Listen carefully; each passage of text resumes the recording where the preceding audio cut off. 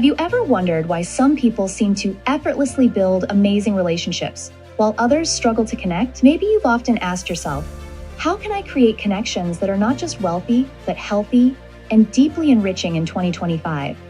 Well, you're not alone, and guess what? There's a blueprint for it. So today, we're diving into one of those books. You know, the kind that's been around forever, but when you read it, you're like, oh my gosh, why haven't I been doing this all my life? Yup, it's How to Win Friends and Influence People by Dale Carnegie. Classic? Sure, but trust me, it's a manual for life. So stick around, because I'm breaking down the juiciest bits into 6 critical points for you in a way that makes sense and fits into your day-to-day life. Let's go! Section 1. First Impressions. The Name Game. Alright, let's talk first impressions. See this book? It's basically a masterclass in how not to be, awkward. One big takeaway: people love to feel important. Like, if you remember someone's name, boom, you just scored, like instant brownie points. And yeah, I know, I'm guilty of the whole, oh no, what's their name again thing too. You ever meet someone and they remember your name and you're like, wow, I feel seen? Yeah, that's not a coincidence. But seriously, Carnegie says, a person's name is, to them, the sweetest sound in any language.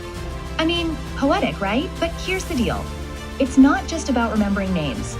It's about showing people they matter. Like, next time you meet someone, make it a mini mission to remember their name. Repeat it. Use it in conversation. Just don't overdo it and sound like a chatbot. And hey, if you forget, be honest and ask again. People will appreciate that more than you awkwardly dodging it all night. So, note to self. Names matter. Section 2.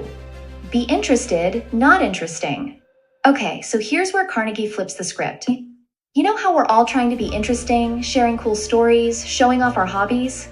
He's like, nah, stop. Instead, be interested. So, here's the gem: stop trying to be interesting all the time. I know, right? Plot twist. Instead, be interested. Like, ask people about themselves, their dreams, their cat's name, whatever. People love to talk about themselves. Again, people love talking about themselves. It's just human nature. So next time you're chatting, try this.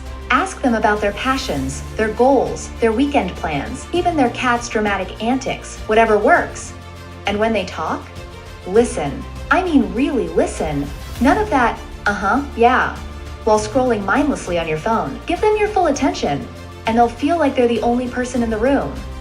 So many times I've had people say to me, gosh, you are so interesting and intelligent. Meanwhile, they did most of the talking. All I did was to make them feel interesting through my genuine interest. Pro tip, follow up later. Like, if they mentioned they were nervous about a big meeting, ask how it went the next time you see them. It's all these little things that make people think, wow, they actually care. Section 3. Win arguments by not arguing?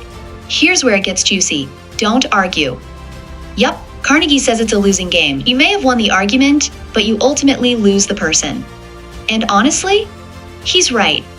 You know those moments when you're like, ugh, I have to prove I'm right? Yeah, Carnegie says don't. Excuse me? But he's right. Like, arguing rarely changes minds. It just makes things tense. Instead, he suggests, like, finding common ground. Something like, hey, I see where you're coming from. See? No drama, no stress. Genius. Think about the last argument you had. Did you really change the other person's mind? Or did you both just walk away annoyed? Exactly. Instead of diving into a who's right, who's wrong match, try finding common ground. Say your colleague's like, pineapple belongs on pizza. Instead of, that's disgusting, maybe go with, I can see why people like it. It's a sweet and savory thing. Boom. No fight, just vibes. It's not about being fake. It's about keeping the peace and leaving the door open for better conversations later. Remember, win the person, not the argument. Section 4. The compliment game.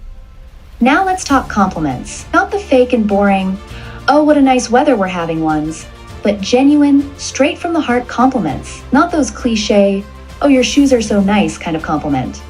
I'm talking real compliments. Like, hey, I noticed how hard you worked on that project. Amazing job. Stuff like that.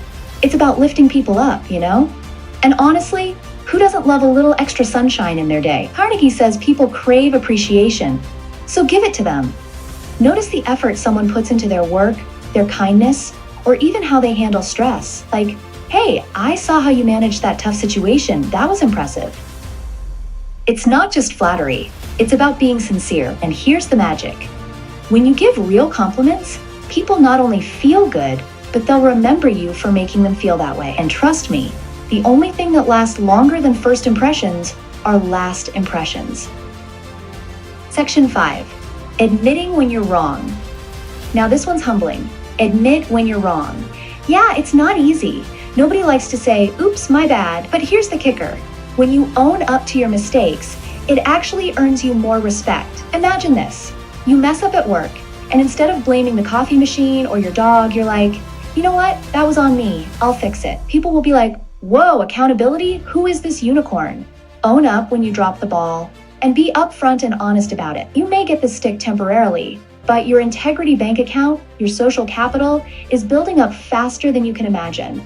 Plus, it diffuses tension. Arguments don't escalate when you're the first to say, hey, I got this wrong. Try it, you'll thank me later. Like my favorite mentor would often say, if you don't quarrel, there would be no quarrel. If you choose not to argue, there is absolutely nothing to argue about. Section 6. Smile, because why not? Okay, let's end on a fun one, smiling. Carnegie says a simple smile can literally change someone's day. Sounds cheesy, I know, but hear me out. When you smile, it's like saying, hey, I'm friendly, approachable, and probably not plotting anything evil. Seriously though, it's contagious. Next time you're in a grumpy crowd, try smiling at someone. Chances are, they'll smile back, and the vibe will shift. And please, for God's sake, don't do that awkward half smile. You know that thing people do to mildly shift their chin sideways when you make eye contact? It's just fake and disgusting because people can literally see through the facade. Don't do it. Not cool at all. Let's wrap this all up, shall we? So there you have it. How to win friends and influence people in a nutshell. It's not rocket science. It's just about being kind, showing genuine interest, and lifting people up. It's just human stuff we all kind of forget sometimes. If you haven't read this book yet, I highly recommend it. It's packed with little life hacks that make a big difference. Anyway, if you haven't read this book yet, grab it. You'll thank me later, I promise. All right, that's it from me. Go out there, try these tips, make some friends, and maybe win a few arguments by not arguing, and let me know in the comment section how it goes.